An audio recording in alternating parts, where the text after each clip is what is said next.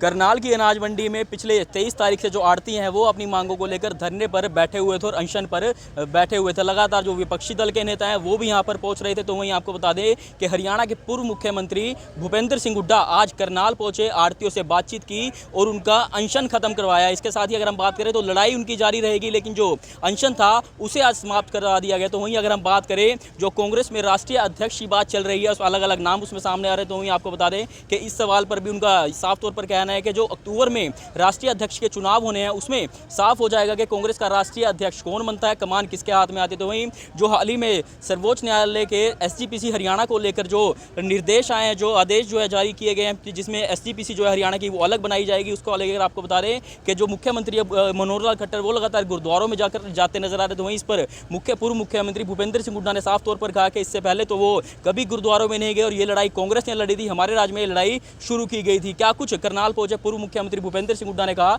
देखिए तस्वीरें। आज जब वहाँ पहुंचे थे, आप अनशन खत्म कराया, किस डिमांड पे अनशन खत्म किया उन्होंने?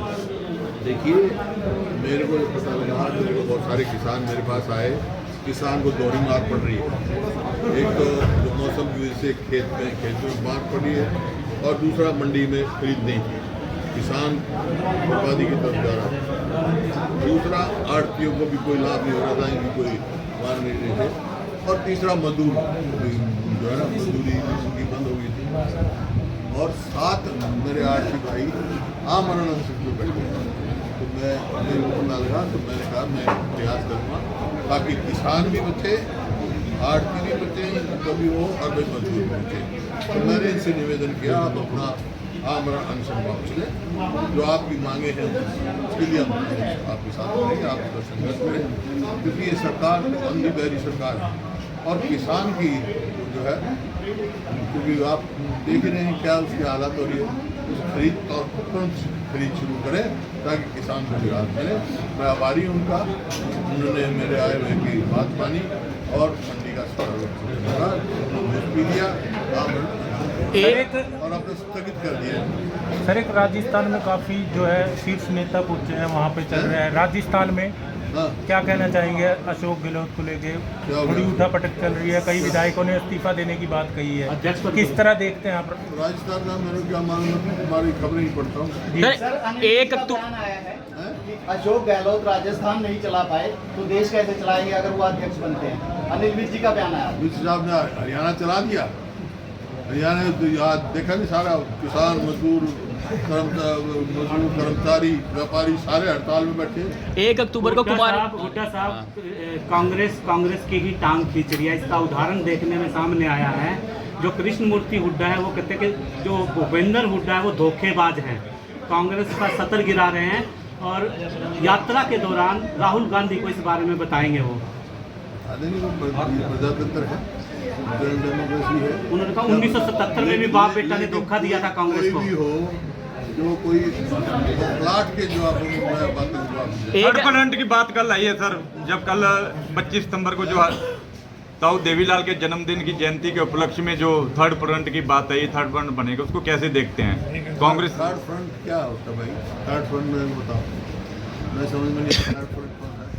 थर्ड फ्रंट का तो मतलब ये ना, जो फ्रंट बीजेपी और कांग्रेस के अलावा थर्ड फ्रंट बने, ऐसा कोई फ्रंट नहीं। उसकी तो हवा निकल गई कल, वही नीतीश कुमार ने और उन्होंने हवा निकाल दी।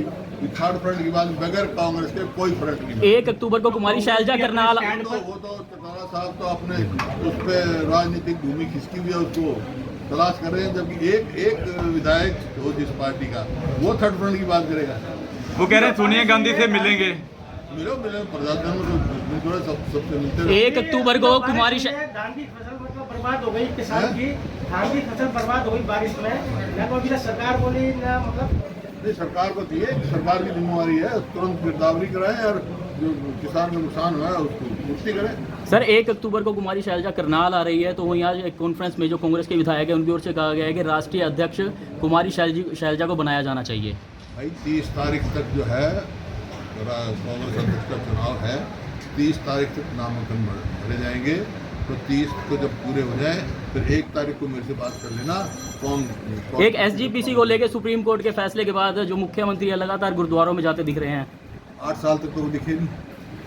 हर साल ये आपका यानी कि आप ICPC एक्ट जो है वो किसके समय में बना? हमने बनाया, हरियाणा के सिखों के हित के लिए बनाया और उसके लिए हमने लड़ाई लड़ी, आगे भी लड़े। हरियाणा के अंदर सर इस समय पेंशन का मामला बहुत ज्यादा गरमाया हुआ है, लोगों की पेंशनें, बुजुर्गों की पेंशनें टूट रही हैं, उसके लिए क्या कहना चाहेंगे आप? पेंशन ये जो पहचान पत्र जो है चला रखा है ये इसका और कोई मकसद नहीं है। पेंशन काटने का मतलब है 5 लाख से ज़्यादा पेंशनें कट चुकी बुजुर्गों की, विधवाओं की, ऐसों की। और इस बात पे पहचान पत्र का दिखा देंगे, किसी को दिखा देंगे घर पे एक फ्रिज है, एक टीवी है, उसकी काट दो। किसी का लड़का लगा हुआ, लड़का अपने माँ बाप की सेवा कर रहा है कि नहीं कर रहा, वो नहीं देखते। इस किस्म से ये जो है पहचान पत्र जो है, हमारी सरकार आएगी तो पहचान पत्र को जब भी खत्म करके और सबकी पेंशन रिस्टोर करेंगे। Self declaration. हुड्डा साहब, कांग्रेस मजबूत कैसे होगी 8 साल से? 6,000 रुपया प्रति माह का पेंशन। हुड्डा साहब, कांग्रेस मजबूत कैसे होगी? 8 साल से संगठन ही नहीं बना है, बन रहा, कब बनेगा?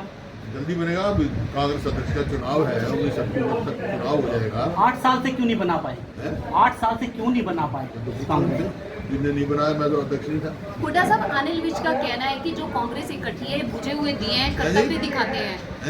अनिल विज का कहना है कि जितनी भी कांग्रेस इकट्ठी है ये बुझे हुए दिए हैं, अपने कर्तव्य दिखाते रहते हैं। ऐसा है।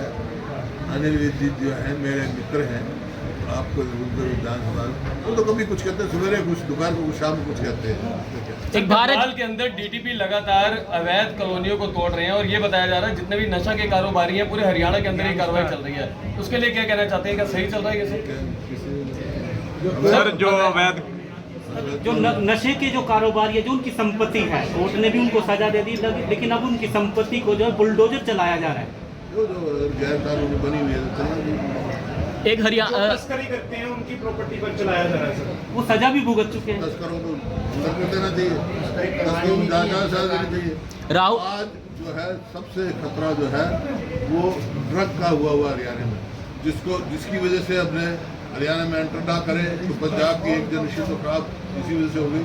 एंटर ना करें, हम खेल नीति लेके आए थे, गांव में स्टेडियम बनाया था और इतने प्रोत्साहन दिया था, वो सरकार जो है पलट गई, आज कंट्रोल नहीं करती। जनवरी में जनता का एक सवाल जनता का सामने ये आता है कि सिरसा जिले में कितने सही डेथ होगी? हुड्डा साहब, जनता का एक सवाल आता है, जनता ये कह रही है कि अच्छे दिन तो नहीं आए, क्या पुराने दिन अगर कांग्रेस सरकार आती है क्या पुराने दिन वापस आएंगे कि सिलेंडर लेकर जा? मैं तो 14 का जब चुनाव हुआ, उनका अच्छे दिन 19 का, तो मैंने कहा था कि लोग कह रहे हैं भाई अच्छे दिन नहीं, पहले वाले दिन ले आओ, पहले दिन आ जाएंगे, कांग्रेस आएगी। प्रधानमंत्री जी चीते लेकर आए हैं, लेकिन जो हजारों लाखों गायें हैं वो लंपी वायरस से मरती नजर आ रही हैं।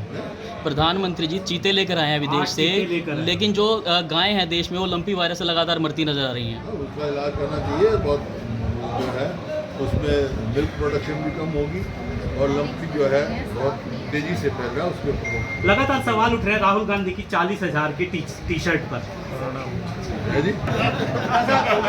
सरकार लगातार स्कूल बंद करने पर तुली हुई है, सरकार लगातार सरकारी स्कूलों को बंद कर रही है, उस पर क्या टिप्पणी करेंगे आप? उस पर मैं टिप्पणी ये करूँगा कि सरकार ने 14 से लेके अब तक एक भी भर्ती नहीं करी जेबीटी की, जबकि हमारे समय में एक भी जेबीटी नहीं बचा था जिसको नौकरी ना मिली हो। 15,000 स्कूल थे हमारे समय में, इन्होंने 5,000 स्कूल कम कर दिए और जो टीचर्स की वैकेंसी थी उसमें वो कर दिया, ताकि जो शिक्षा है वो प्राइवेटाइजेशन की तरफ धकेलने का एक कदम है। ये गलत है, ये आम आदमी के लिए, गरीब आदमी के लिए बहुत दिक्कत वाली बात है। राहुल गांधी की जो यात्रा है वो जनवरी में हरियाणा में पहुंचेगी, तो क्या कुछ हरियाणा कांग्रेस की तैयारियां उस यात्रा को लेकर? सर लगातार पूरे लोग दोस्तों से उनका स्वागत करेंगे, हुड्डा साहब कांग्रेस का गुट प्रजातंत्र में सबका अधिकार है, गुटबंदी कहाँ से आ गई? पिछले दिन उन्होंने एक बयान उन्होंने दिया था। आज क्या कुछ कहेंगे? आज भूपेंद्र सिंह हुड्डा ने यहाँ पे आड़तियों का अनशन तुड़वाया है, लेकिन लड़ाई उनकी जारी रहेगी। चौधरी भूपेंद्र सिंह हुड्डा जी ने किसानों पे जो दोहरी मार पड़ रही है उसकी वजह से इन आड़तियों को रिक्वेस्ट करी, प्रार्थना करी, भाई ये अपना आसन छोड़ के खरीदारी शुरू करे, क्योंकि इससे एक तो खेत के अंदर जो परमात्मा ने 3 दिन बरसात करके किसान की फसल को पूरी तरह डुबो दिया है, कम से कम 30-40% फसल डूब खत्म हो चुकी है, और दूसरी जो मंडी के अंदर आ चुकी थी उसकी ठान ना होने की वजह से वो मंडी के अंदर ही जाम चुकी थी।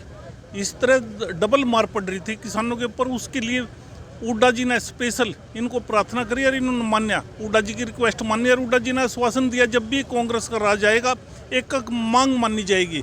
और मैं ये कहता हूँ कि हुड्डा जी यहाँ आगे तो कल ही सरकार ये मांग मान लेगी, क्योंकि जहाँ पर हुड्डा जी जाते हैं वहाँ पर सरकार गेल की गेल वे डिमांडें मांग लेते हैं जो जिसकी भी हो, चाहे व्यापारियों की हो या किसानों की हो। हुड्डा जी को किसानों ने बुलाया था अपने संघर्ष के अंदर, तो हुड्डा जी गए थे। अब व्यापारी ने बुलाए तो हुड्डा जी गए हैं। हुड्डा जी जहाँ भी जनता याद करती है, चाहे व्यापारी याद करो, किसान याद करो, मजदूर याद करो, 36 बरादरी जो भी याद करता है हुड्डा जी वहाँ पहुँचते हैं। और आज हुड्डा जी का ये निर्णय बहुत बढ़िया है, हम इसका स्वागत करते हैं। आड़तियों ने भी इसका स्वागत किया है।